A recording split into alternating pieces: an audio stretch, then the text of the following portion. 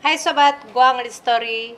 Gue mau bahas kasus yang baru-baru ini terjadi yang ada di Subang. Ibu dan anak ditemukan di dalam bagasi mobil. Turut berduka sedalamnya untuk keluarga korban dan bagi relasi yang telah ditinggalkan. Semoga kiranya masalah ini cepat diselesaikan. Kasus ini baru terjadi pada 18 Agustus, ya baru-baru inilah. Jadi ceritanya kita simak dulu ya. Baca dulu kasusnya dari suara.com. Ibu dan anak ditemukan mengenaskan di dalam bagasi mobil mewah Alphard. Nah, kedua jenazah wanita itu masing-masing bernama Tuti 55 dan Amelia Mustika Ratu 23. Korban ibu dan anak ditemukan oleh sang suami si Yosef nih. Ia merasa curiga saat pulang ke rumah mendapati kondisi rumah berantakan. Pada saat itu pukul 7 dan ada ceceran darah. Saat disusur, ia dapati istri dan anaknya tak bernyawa di dalam mobil. Jadi dia sempat ngeliat ke dalam belakang mobil itu. Jadi dia buru-buru ngelapor ke RT yang kemudian oleh RT dilapor ke polisi. Tewas tanpa busana. Yosef merasa curiga. Jadi dia bilang posisi mobilnya tuh biasanya parkir ke arah utara. Tapi pada saat ia datang ke lokasi, posisi mobilnya ke arah selatan, madep ke dia ya, madep posisinya ke pagar. Saat ia memeriksa mobil tersebut, ia menemukan keduanya ditemukan tewas tanpa mengenakan busana dengan posisi bertumpuk. Dari hasil otopsi dilakukan bahwa sang ibu yang lebih dahulu, 5 jam kemudian baru sang anak. Terus diperkirakan korban meninggal pukul 5 sang anak itu, sedangkan sang ibu sekitar pukul 12 malam atau jam 1 pagi. Tidak ada barang hilang kecuali handphone si anak yang tidak ditemukan. Karena mereka ditemukan tanpa busana, jadi ya diselidiki apakah adanya indikasi persetubuhan, maksudnya serangan secara seksual terhadap ibu dan anak itu, tetapi ternyata tidak ditemukan indikasi ke arah situ. Terus waktu itu ada 4 saksi yang diperiksa ya. Si suami, ketua RT, salah satu anggota keluarga suami, dan petugas perbaikan jalan yang melihat penemuannya itu. Terus baju saksi ada bercak darah, tapi nggak dijelasin siapa namanya, ya mungkin masih dikip. Nah ini nih, identitas pelaku dikantongi. Perlahan menemukan titik terang, polisi mengaku sudah mengantongi sederet bukti. Bukti itu termasuk jejak kaki, ada 2 jejak kaki di situ. Ya kali ini gue nggak berani namanya menganalisa seperti ini ya, karena gue tidak mau menuduh. Jadi ya gue cuma mau menganalisa berdasarkan poin-poin yang ada di situ. Gue udah buat sih. Waktu pas tanggal 18 itu gue sudah membaca si berita ini, cuma gue masih gue simpen berita ini, makanya waktu itu gue nggak sertakan di dalam pembacaan berita pada saat itu ya. Gue cuma ngebacain berita yang lain. Tapi gue sudah note beberapa hal yang menjadi poin-poin yang membuat apa ya, pertanyaan-pertanyaan di kepala gue. Poin-poinnya seperti berikut. Diduga di kamar lalu ke kamar mandi. Ya, jadi eksekusinya ini di dalam kamar karena kabarnya tidak ada perlawanan dari korban. Lalu setelah itu ke kamar mandi.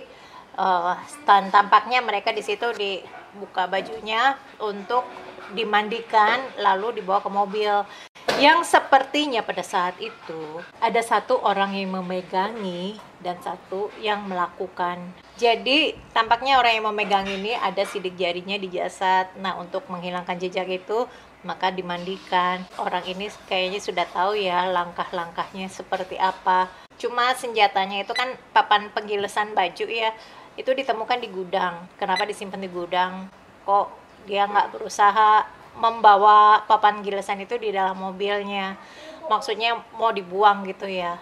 Nanti gue jelasin di sini. Tapi ini analisa gue ya, karena gue juga nggak ada di TKP dan gue juga mendapatkan berdasarkan apa yang gue baca di sini. Terus nggak tahu kenapa mereka tidak berusaha untuk membungkus kedua korban ini. Terus posisi mobil yang tidak seperti biasanya menurut si Yosef, yang karena entah si pelaku ini dalam keadaan mabok. Karena di berita-berita itu ditemukan beberapa botol ya, nggak dijelasin sih ini botol minuman keras atau botol soda atau minuman biasa gitu ya. Yang di sini harusnya ada keterkaitannya juga, mengapa si pelaku tidak bisa memarkirkan mobilnya dengan benar. Karena kita lihat dulu nih gambar ini.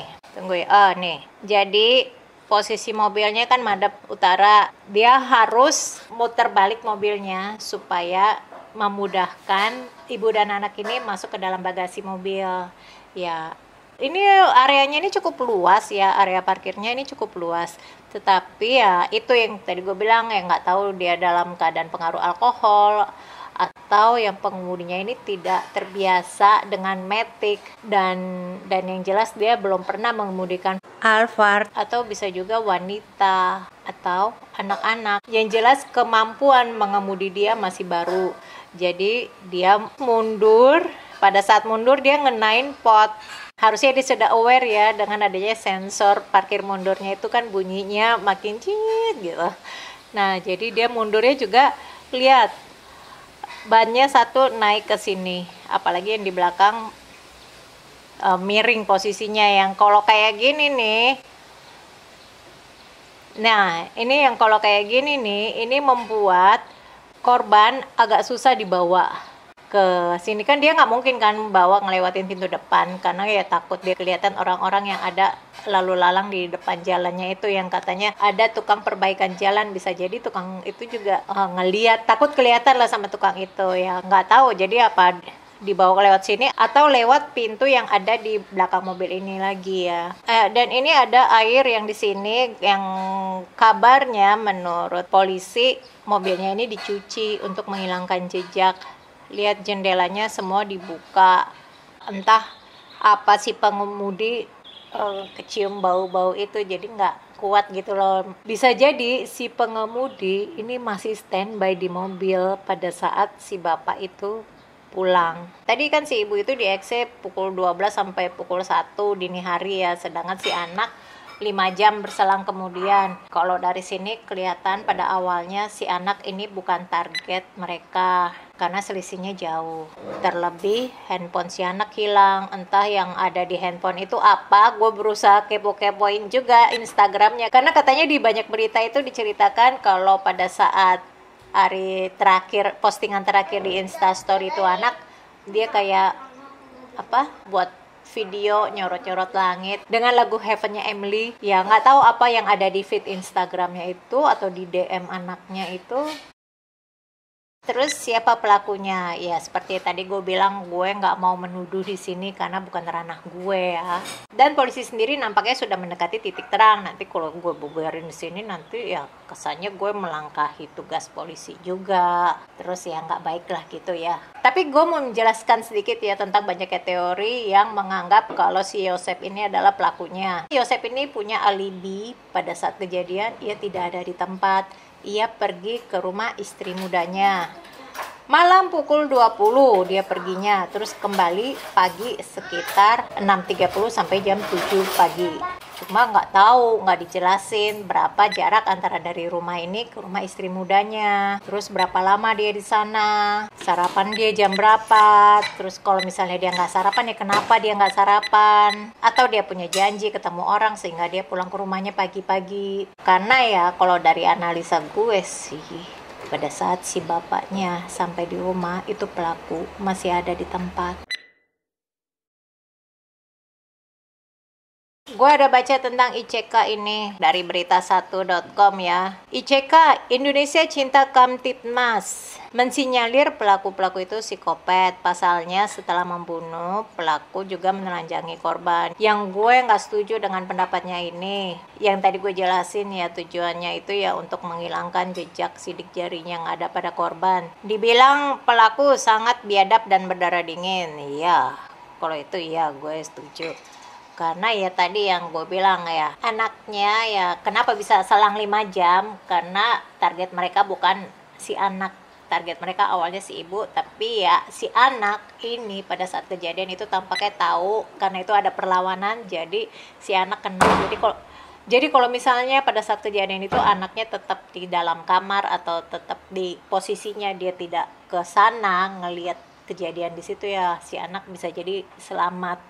Pelaku diperkirakan puas dengan tenang menghabisi, sehingga tetangga sebelah sama sekali tidak mendengar ada suarakan teriakan minta tolong. Kalau dari sini ngelihat posisi rumahnya yang di pinggir jalan raya, ya mereka teriak sekuat apapun, apalagi yang namanya waktu itu masih gelap ya, dini hari. Ya, tetangga tidak akan begitu mendengar. Oke, aku harap kamu suka dengan videoku ini dan nantikan video-videoku berikutnya yang akan aku upload setiap hari. Mohon maaf untuk segala tutur kata. Kalau kamu punya unek-unek, kamu punya pikiran apapun, kamu bisa komen di bawah. Jangan lupa like dan subscribe. Stay safe and stay healthy.